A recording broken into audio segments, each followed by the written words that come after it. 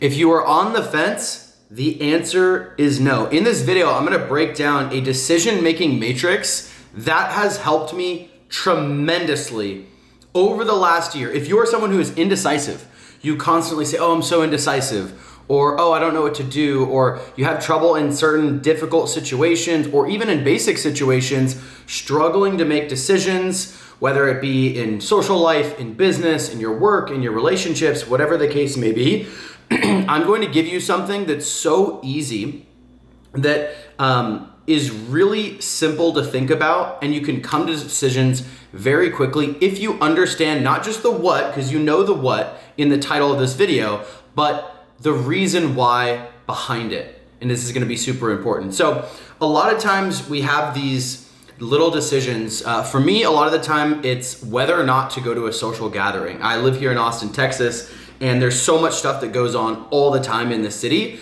And a lot of times I'm like, man, do I want to go to this? Do I not? Do I want to spend the time going and hanging out with these people, or do I not? And the thing that you have to realize is that when you're on the fence about something, like, oh man, I'm really on the fence. It's like, well, then the answer is just no. Like, if it's not a hell yes, it's a hell no.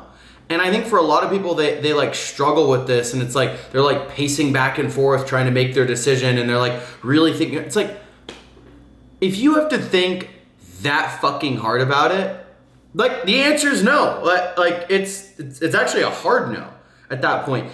And this will set you free like crazy. Like, I want you to try this out. Come back to this video and comment how much easier your life is after implementing this, because you'll start to think about things, and then you'll realize the reason that you're on the fence about a decision is because, like, subconsciously you've already said no.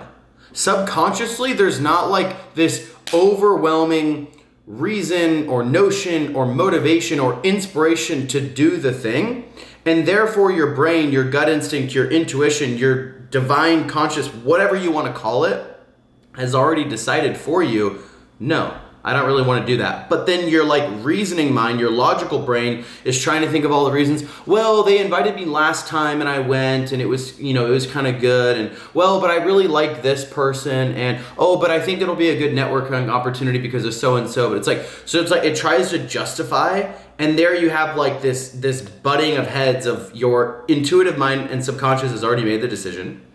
And then your logic reasoning mind is coming in trying to like justify a reason why you should do it. And then you're at this weird like odds within your body where you're like, oh, I don't know, I'm like on the fence, blah, blah, blah. And it's like, I think about this also when it comes to who you're dating, in relationships. It could be taking the next step in a serious relationship. It could be just wanting to go on a second or third date with someone. And it's like, if you really have to like sit back, cross the legs, I gotta like stare at the wall and think about it, it's like, no. Do you really want to further a romantic relationship, something that you're pouring your energy and your time and everything into, if it's not a hell yes? Like, if it's really something where you have to like cross your arms and think about it. I think about this all the time when I look at my friends who are in like super serious, committed, like 3 to 5+ year relationships, and they're like still like not giving me a solid answer about whether they're going to propose to their significant other or whether they would spend the rest of their life with so-and-so. It's like,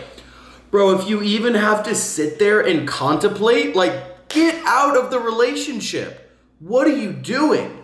Like, you're just wasting time. Like, I do not want to marry someone or spend the rest of my fucking life with someone if it's not a hell yes. If it's not a resounding, like, when my parents are like, Cooper, like, is she the one? I want to be like, fuck yes, she's the one.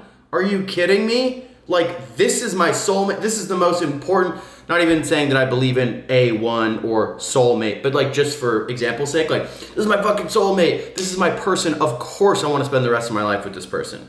Like, if you're really considering, it's like, it's probably a no, but you have all this other shit. Like, your brain's like, well, you already spent 5 years with them, and do you really want to go back out on the dating field? And you know how hard it is to date in 2025. It's like, and there's all this fucking shit that's combating. So I say all that to say, I want you to leave this video here today and start thinking about this. And this is really fucking important. I didn't even tell you, if you've stuck around this far, you are going to get a gem, which I completely forgot. I don't write anything down. I'm not scripted. I'm just off the dome here. But the story of the fence between heaven and hell is where this decision-making matrix came from. And it is a fucking gem. I'm going to hit it with you again. Or not again, but if you stayed this long. So the story of the fence between heaven and hell. So there is a fence right between heaven and hell, and there's all these people sitting on the fence, okay? And Jesus walks up from the heaven side, goes up, starts talking to all the people, and is like, come with me, I'm Jesus, we're gonna be in heaven, you're gonna be saved, everything's gonna be good. And one by one, all the people jump off the fence and they follow Jesus into heaven. There's one guy who's still, everybody's walked away, Jesus is leading them to heaven. There's one guy who stays on the fence. He hasn't made his decision yet. He's sitting there, they all walk away, and then the devil walks up from the hell side and says, all right, come on over. You're coming with me, you're coming to hell. And the guy on the fence goes, whoa, wait, hang on, like I haven't made my decision yet.